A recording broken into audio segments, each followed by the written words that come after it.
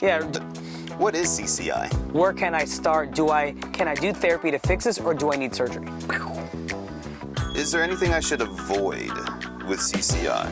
I just made up a joke for you. It's like, what do you wish the most for your patients? Patience. Patience, 100%. Let's do this. J. Parr, Parr PT.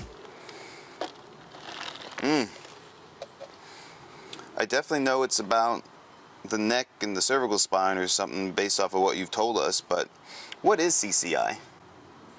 CCI stands for Craniocervical Instability, and so the easiest way to explain it is the upper parts of your neck are just too loose. And so if they're too loose, they cause Cranial, cervical instability. Instability. Yeah.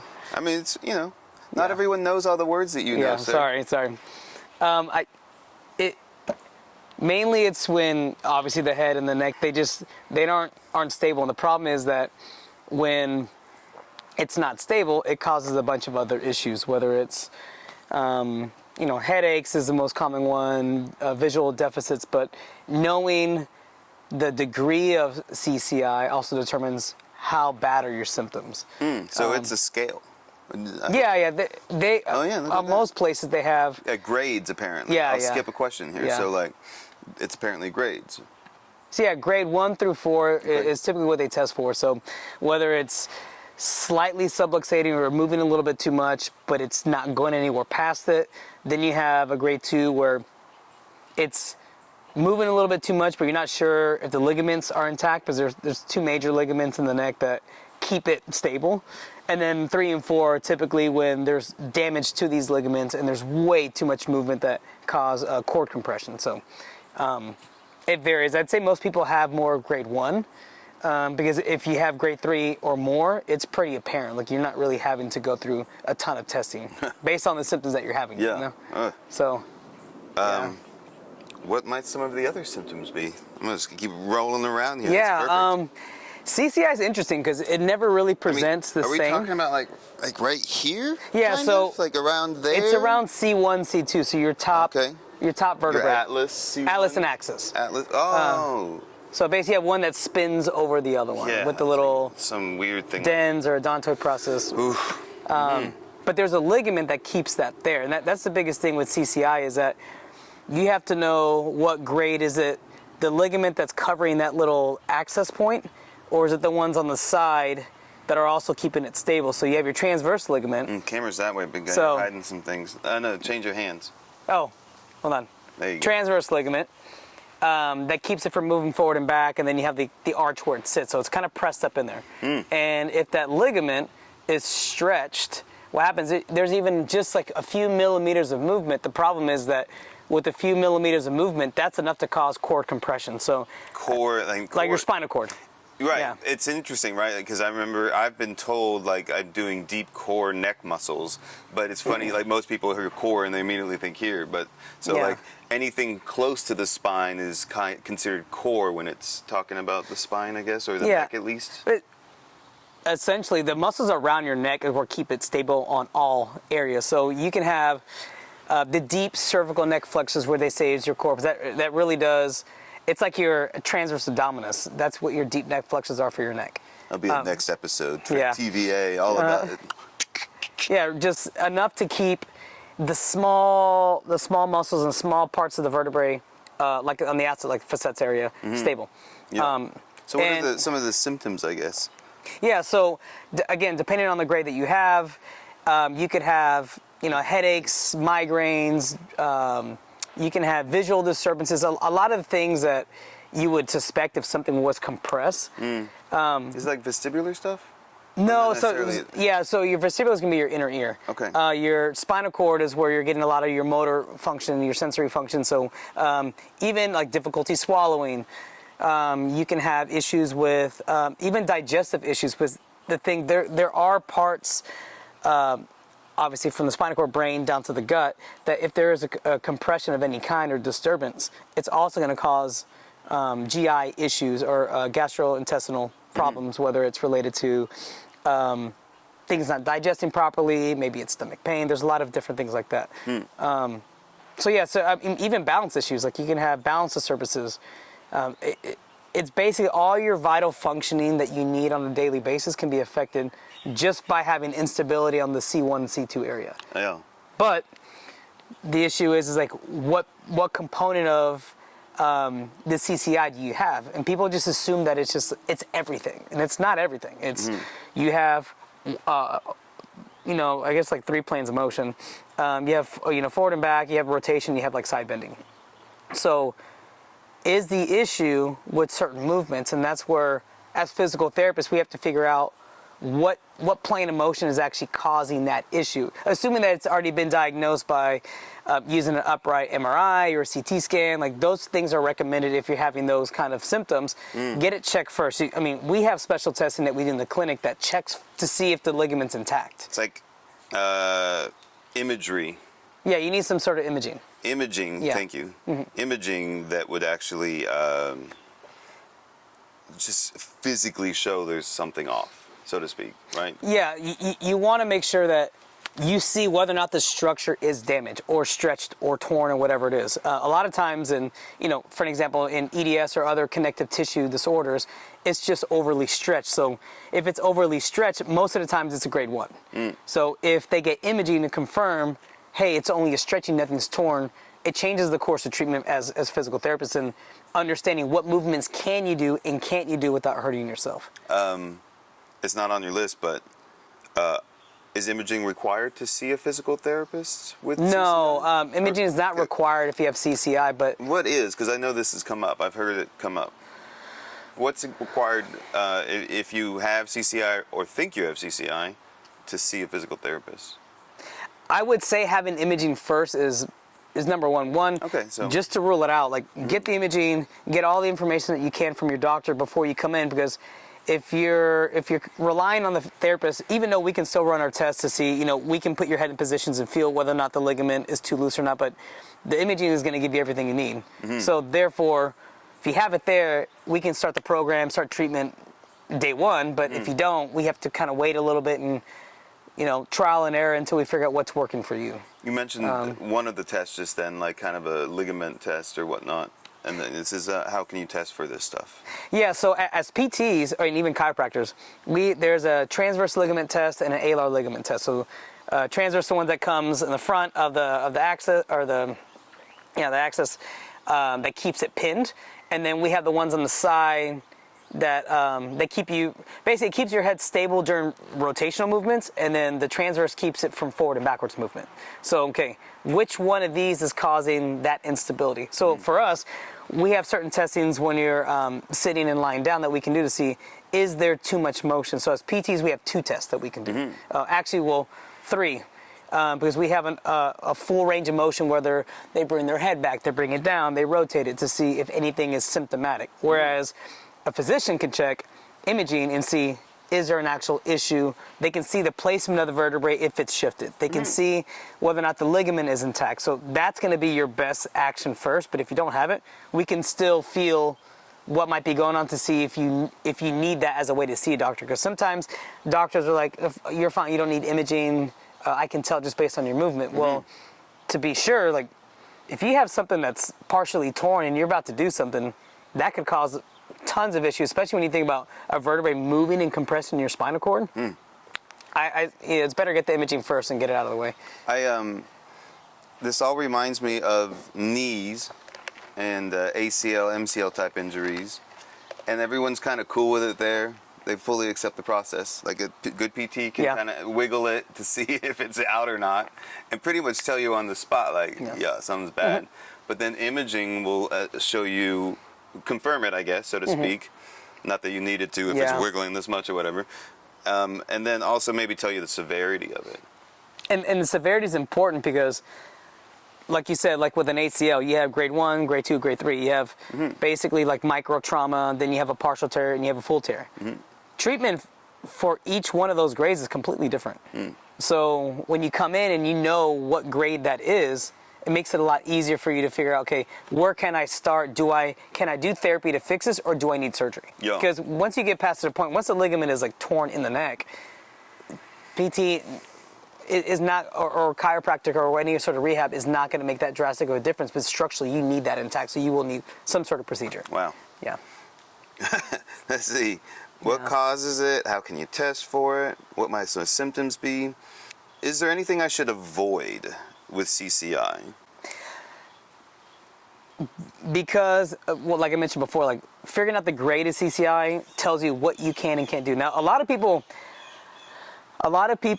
don't understand with CCI that movement is okay. Like, let's say you grade 1, which again most people do have, just grade 1, where it's slightly sublux and it's due to some sort of connective tissue disorder and you need stability. You need to do certain movements to build up stability in that area. But also figuring out what plane of motion is affected. So let's say your transverse ligament, the one that comes across, is fine, but your alar is the one that's causing more of the issue.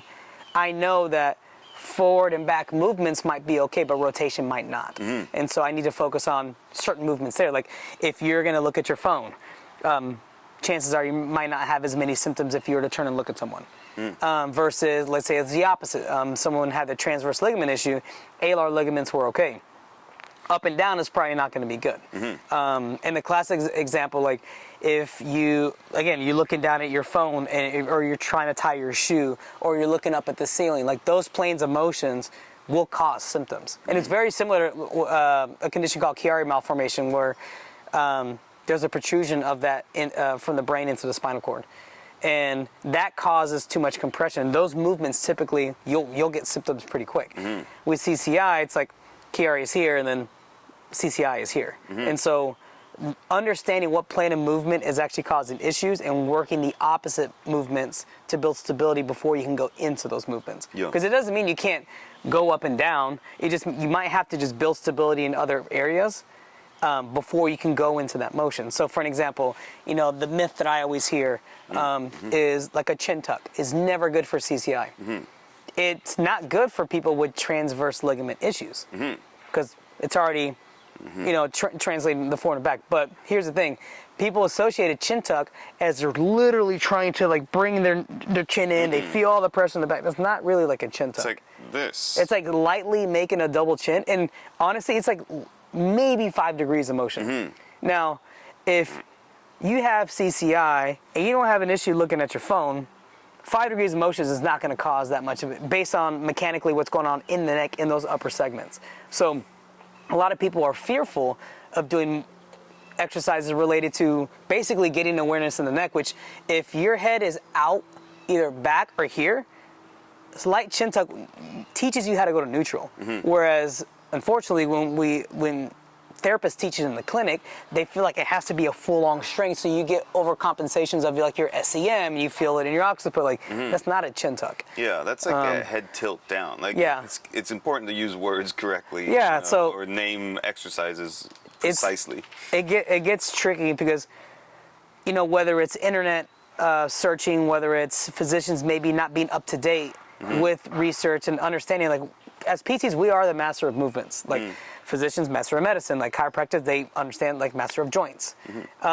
We understand movements, we understand the angles and degrees of motion that's required from the upper cervical, from the lower cervical, whether it's rotation, flexion, extension. And that's the issue with some of these movements, that people, they just want to slap on a cervical collar, like, oh, well, at times it does make them feel better because if they have more advanced issues, having some stability does take pressure off. So I'm not I've asked you for one. Yeah, before. like it's not undermining the cervical collar. You want to use it, but that is in place of needing stability. And so you can alternate using do like a wearing schedule, like wear the collar this amount and gradually build stability. But for those who maybe have a grade 1 that have no issue with transverse ligament and a little bit rotation, the cervical collar is only going to make the muscles weaker if you're using it consistently, not to reduce symptoms. A crutch versus a brace. Yeah. So almost. if you have a transverse ligament issue, you need stability and rotation first because those ligaments are fine. So you can work different patterns and different coupled movements in the neck to build that stability. So with CCI, it is important that you get stable with movement. It's so what the I stands for? Yeah, like instability? Is that right? Exactly. All right, just to say it again. Yeah. So you need, having someone who specializes in it and understands what angles and what movements is really important. But the whole idea, like if you have CCI, you shouldn't move your neck, is a complete bust, because how else are you supposed to get stability? Assuming that you don't have a grade 3 or grade 4 issue with CCI. Like, you just have to figure out what works best for you. Like, for some people, it does cause symptoms, and you're like, okay, cool. That tells me that that ligament is probably more involved, because we don't even get that imaging. A lot of physicians won't even check specifically for that ligament. So then we have to decide as clinicians, like, if we know that plane of motion is geared by that ligament, chances are that ligament is compromised. So I'm going to work other movements like rotation, or if there's an issue there, a lot of times that maybe there's just autonomically, there's so much going on, even with the lightest cord compression, that maybe they can't tolerate any head movement initially. Doesn't mean that you shouldn't do it ever, but you maybe have to work in sections like maybe in the upper thoracic, like T1 and T4, where you need a certain amount of extension in order to reduce the amount of compensation that's going on in your neck. All right, cool. So then we focus there to free it up, change the mechanics indirectly by focusing on the area below it, so these mechanics change, and then once that area is not as like hypersensitive, then we can go back into checking what movements are in the neck. But I think people understand there are ways to dice how it is that you're going to get better with CCI, but you need movement. Like, you absolutely need movement. If you aspire to live without a brace, you're going to have to train without a brace at times. And no one lives with a cervical collar for the rest of their life anyway, so something has to be done. And surgery is not always the case, because if you have a grade 1 and they're doing a bunch of things, it might feel better in the moment, but then you've done scar tissue, you've changed the nerves, the sensitivity of the nerves, and so long term, you've done a round of antibiotics. And in medicine, like it just completely messes with it. And I think educating people on there's more that you can do for this condition, assuming that you're reaching the right like medical professionals. You know. So, I mean, that is kind of one of the questions here. Can you do physical therapy for this? Absolutely. Yeah. I think the way to approach it is, where is your baseline? Again, assessing all the movements, the testing, the ligament testing, the imaging and all that stuff. Like, that tells you your course of action. Now, with CCI, it's not something that gets better in like 3 months. This is something that, on average, for someone to feel, and I use 80%, 75 to 80%, because, I mean, structurally, we cannot change the structural issues in the ligament. We can change the structures around it to keep it stable. So now it's like, average is about maybe 15 to 18 months. Now, not consistent, not going every single week, but there's a period where you come in a lot, and then you have to be patient with building that stability, because these muscles in your neck are pretty small. Yeah. You know, minus the ones that are here on the back of the neck. But the core stuff is so very specific. There's the movements you have to do for that stuff is so subtle and like very subtle. It shouldn't be strenuous at all. And you have weird restraints like the blood pressure collar. I've done the feedback, rolled up towel before. I've done that one, and I'll try to do that in the car from time to time, just kind of push back into the headset. But it's just there's just a lot. There's a lot that you can do, and then you have to figure out what works. And you got to do the homework. Yeah. You know, and it does take a while. You have to be patient. If you're thinking, if you've had something for 5 years and expect it to be done in 4 months, it's just not realistic with anything. So as long as you're seeing the little milestones, like, hey, I used to have headaches 7 days a week. Now I still have them 7 days a week, but they're cut by 50%. That's a win. But you have to see those small milestones to understand where you're going. Now, if it's the same thing in 6 months, it's not working. Whatever it is, or that's not working for you. You might have to try something different. But I think patience is the thing that's hard, is because people want quick fixes, whether it's with injections and they want surgeries. Again, assuming that they don't actually need the surgery. But being patient, like, take your time and get with your medical team and find a plan. But you know, like training, like athletes don't go pro from a year of training. So why would someone with a condition that needs more focus be this, any different? Like, no doubt. I just made up a joke for you. It's like, what do you wish the most for your patients? Patience. Patience, 100%. But also, to be fair, it's the job of the provider, the clinician, the team, to educate them on all this stuff. Like, they don't have any idea on the timelines. They don't give them the information that they need to understand, okay, cool, at this area, I'll hit this milestone. Like, so it's not even the patient's fault, because they're not supposed to know that. We're supposed to know that. And if they're not being taught that, well, why would we expect anything different? Sounds like a future podcast, psychology of improvement or something like that, in patients and whatnot. And like, I put the weight heavy on us. I think as providers, like, we don't do nearly enough education for patients that we should. And one, to let them know that we actually know what we're talking about, and two is, it's like your personal training. Like, how is someone who's trying to do weight loss supposed to trust you if you never give them a timeline on what weight they probably should be losing at such and such point? Like, it's the same thing. Like, give real goals. Like, we're so basic and so broad with what we do. Like, oh yeah, you'll be good in 6 months, but what should they feel at 2 months?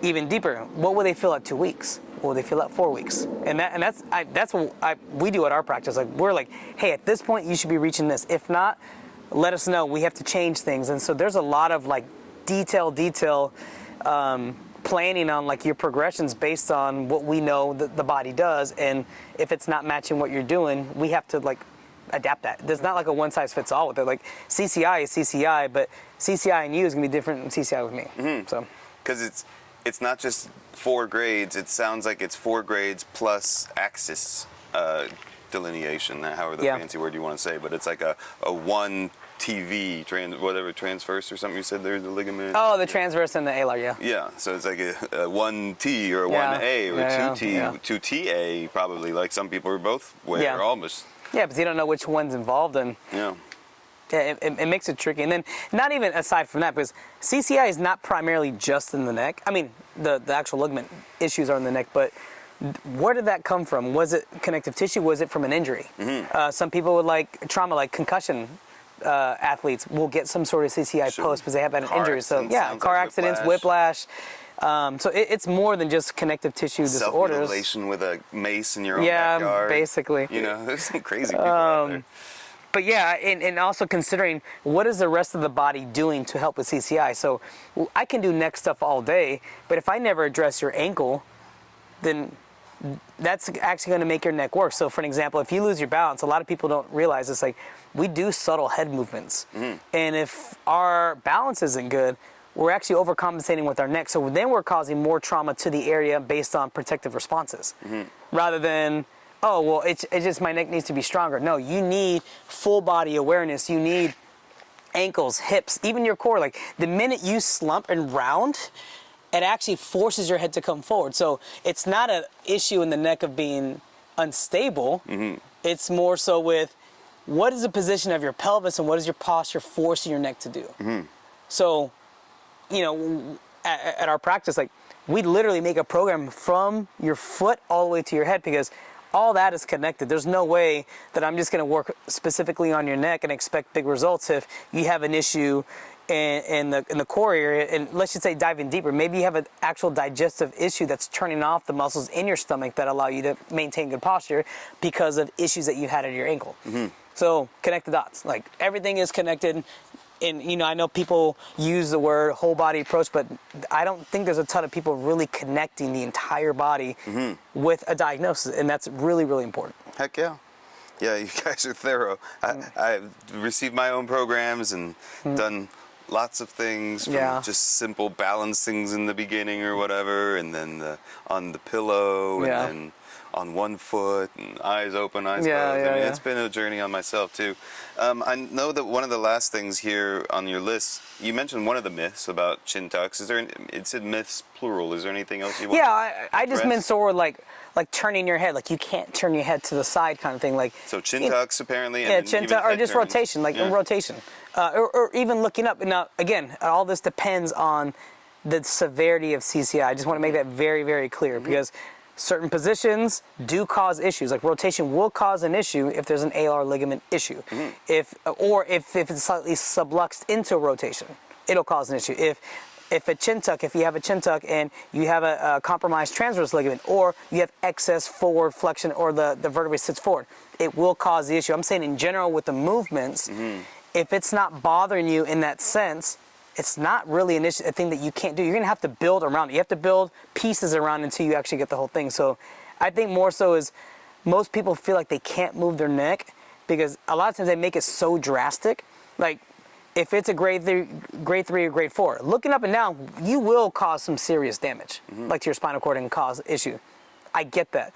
But if people are being diagnosed with grade 1 CCIs, but they're like, well, you can't do anything because you're going to cause all this stuff, No, it's a lack of understanding of biomechanics and even the placement of the vertebrae. Like if it's a grade 1, it's a grade 1. Like, so I think people, if they have more of that, like again, with the testing, getting PTs to test and understanding structurally what's going on, they're less likely to be fearful about movements, because fear of movement is going to cause it's going to cause way more stuff, because then you're going to be guarded. So now I have shoulder issues because of it, and then because of shoulders I have back issues. Like it's like, yeah, you got to have all the facts there before you start.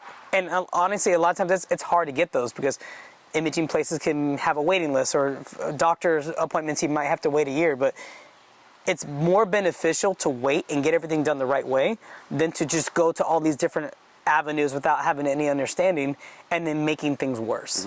So that'd be like my advice is get all your stuff done and see someone who knows what they're talking about. Yeah. Or has experience. Of course. Yeah.